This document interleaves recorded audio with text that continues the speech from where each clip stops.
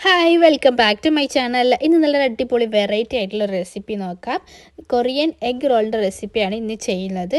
പേര് കുറച്ച് വലുതാണെങ്കിലും സംഭവം വളരെ സിമ്പിളാണ്. നല്ല അടിപൊളി ടേസ്റ്റും കാണാനും നല്ല അടിപൊളിയാണ്. അതുകൊണ്ട് തന്നെ കുട്ടികൾക്കൊക്കെ ഒത്തിരി ഇഷ്ടമാവുകയും ചെയ്യും. ഇത് നമുക്ക് ഈവനിങ് സ്നാക്കായിട്ടും കുട്ടികൾക്ക് സ്നാക്സ് ബോക്സിലും കൊടുത്തു വിടാൻ പറ്റിയ ഒരു ഐറ്റമാണ്.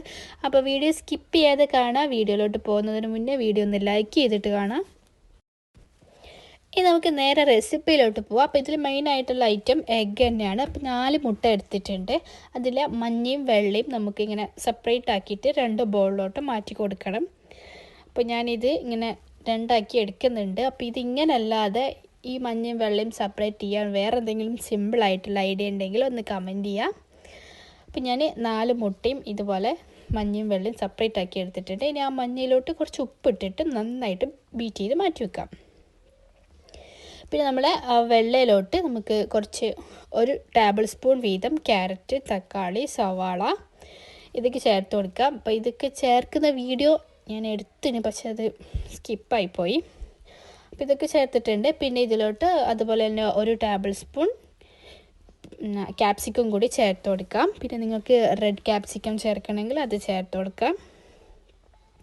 പിന്നെ ഇതിലോട്ട് ആവശ്യത്തിനുള്ള ഉപ്പ് ചേർത്ത് കൊടുക്കാം. പിന്നെ 1/2 ടീസ്പൂൺ കുരുമുളക് പൊടി ചേർത്ത് കൊടുക്കാം. എന്നിട്ട് ഇത് നന്നായിട്ട് ഒന്ന് ബീറ്റ് ചെയ്ത് എടുക്കണം.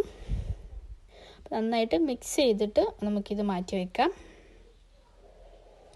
ഇനി ഒരു പാന് നന്നായിട്ട് ചൂടാക്കി അതിലോട്ട് ഓയിലോ വെളിച്ചെണ്ണയോ ബട്ടറോ ചേർത്ത് കൊടുക്കാം.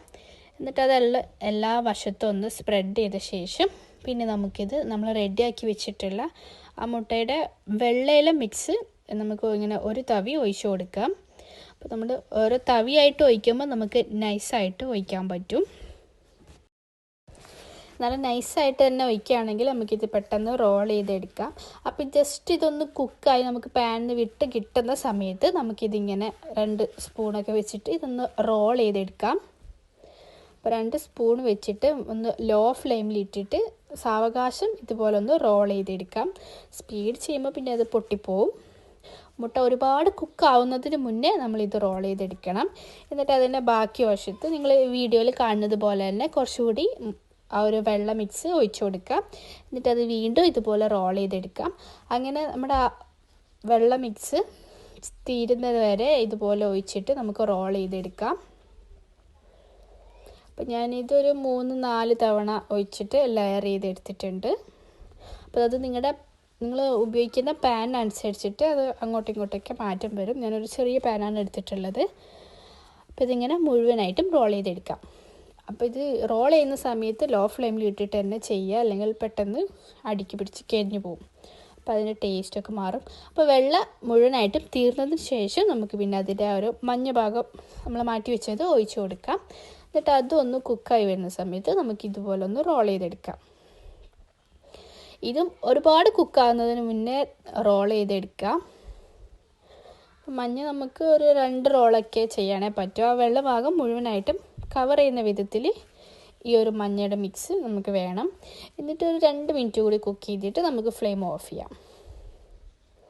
അപ്പോൾ ഇത് റോൾ ചെയ്തെടുക്കുന്ന ചെറിയൊരു ബുദ്ധിമുട്ടേ ഉള്ളൂ. അത് നമ്മൾ സൂക്ഷിച്ച് ചെയ്യുകയാണെങ്കിൽ നമുക്ക് സിമ്പിളായിട്ട് ചെയ്തെടുക്കാൻ പറ്റും. എന്നിട്ട് ഇത് നമുക്ക് ഇഷ്ടമുള്ള ഷേപ്പിൽ കട്ട് ചെയ്തെടുക്കാം. അപ്പോൾ ഇതുവരെ ഇതൊന്ന് ട്രൈ ചെയ്ത് നോക്കാത്തവരുണ്ടെങ്കിൽ ഒന്ന് ട്രൈ ചെയ്ത് നോക്കുക. എന്നിട്ട് നിങ്ങളുടെ ഫീഡ്ബാക്ക് അറിയിക്കുക. വീഡിയോ ഇഷ്ടമായിട്ടുണ്ടെങ്കിൽ ലൈക്ക് ചെയ്യുക, ഷെയർ ചെയ്യുക.